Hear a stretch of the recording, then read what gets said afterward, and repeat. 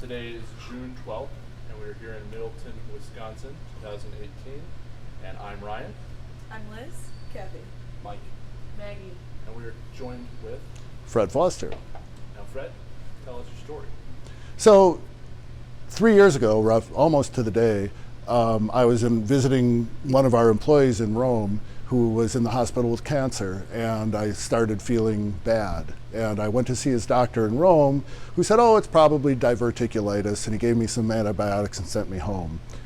I flew home, met with my doctor, and he said, it doesn't sound like that, and they did a scan, just an x-ray, and they saw something, and so within a 10-day period, I went from having a stomach ache to having stage 4 esophageal cancer. Esophageal cancer is a very aggressive cancer. The primary tumor is at the base of my esophagus, but it had metastasized to my liver. And so it was just a complete shock. Susan and I were brain locked. I had the advantage, and I went to see the doctors here at the University of Wisconsin, and they started me on a treatment plan, but basically they weren't offering anything other than standard of care. The first scans of my liver just looked like pockmarked, like the craters in the moon with tumors on it. There was one lesion that was this big and half an inch thick. And the first oncologist I talked to said that there were too many to count. And within 2 months of the treatment, getting treated every 2 weeks down in Chicago with the Herceptin, that large tumor had dropped to the size of a quarter. In the 3 years I've been treated, I've had 75 chemotherapy treatments every 2 weeks. We drive to Chicago, get treated, tremendous care at the University of Chicago. And the last 2 scans showed no lesions on my liver whatsoever. This is not typical, not expected, but it's a blessing. The other thing that happened after I was diagnosed, because ETC, the company, is really a family, I felt that I had to share my situation with the employees, because every time I walked past somebody in a hall and I didn't say something about it, I felt like I was lying to them. So I had a company meeting and explained what was going on, and just got 1,000 hugs, which is fantastic. My brother, the scientist, wanted to talk to the doctor to make sure he was doing everything he had read about that he should be doing. So we went to a fundraiser where Catenacci spoke, and then at dinner, Bill was grilling the doctor, and I was talking to another cancer survivor across the table. And in the conversation I was having with her, I talked about how important hugs were. My brother heard that, stopped his grilling of the doctor, turned to me and said, would you rather have the hugs or the medicine? He couldn't process the fact that it wasn't all science. My answer was, I need both. They're both critically important. The other thing that I found is, once I had told the people in the company about this, I found out how many people have gone through, either themselves or a family member, have gone through a battle with cancer, winning or not winning. And every story was essentially had one common component, is that when they told their coworkers the situation, the coworkers just wrapped their arms around them, which is really part of when I realized that the company is actually a family and not just a bunch of employees.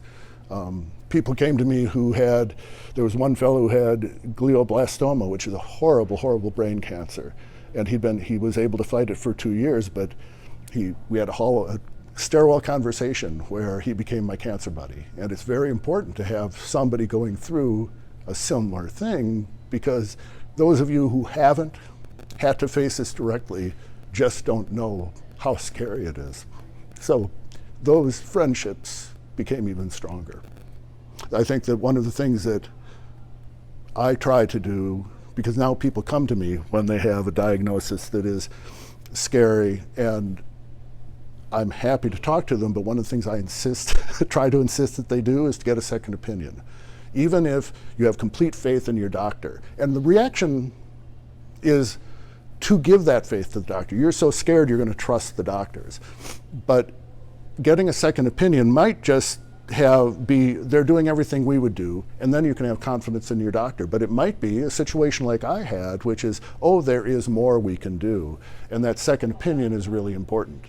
Going from a situation where I had to get my life in order in 3 months or 10 months, and personally and professionally and all of that, to now lasting 3 years and beating the odds, it's kind of changing from a desperation thing to a phase where I think I'm untouchable and a superhero, and then a bad lab test can send you down the spiral of despair. I've had the advantage of being able to work to try to transition my role at the company to other people, to sort things out. My son got married. I just became a grandfather 3 weeks ago. And it's great to have that. The type of cancer I have is they call treatable but not curable. And so the goal is to keep me around long enough until they find a silver bullet that can cure me, whether that's immunotherapy or something we don't know about now. The other thing that I think is really exciting is the rate of research and development of cancer treatments seems to be growing exponentially. And the things that they've done where, one of the things that shocked me at first was that the clinical trials are sponsored by a drug company. And you say, is this just to help them? And they would keep the results secret because it was helping them develop a drug. But something that I think Joe Biden put in was $1 billion towards sharing information on cancer research and encouraging the research institutes to share the data. And now the big data tools that we have are going to be a big factor on that. So there is hope. There's hope that there can be a cure for given types of cancers. And the reality that a cancer is unique, the personalized medicine is a phrase they're using now, that my form of esophageal cancer is different than Joe's form of it, and they look for those differences and figure out how to treat very specifically. And I've had 4 of those genetic tests and my tumors mutate. So they're changing the treatment for it, and that's perfect. That's exciting.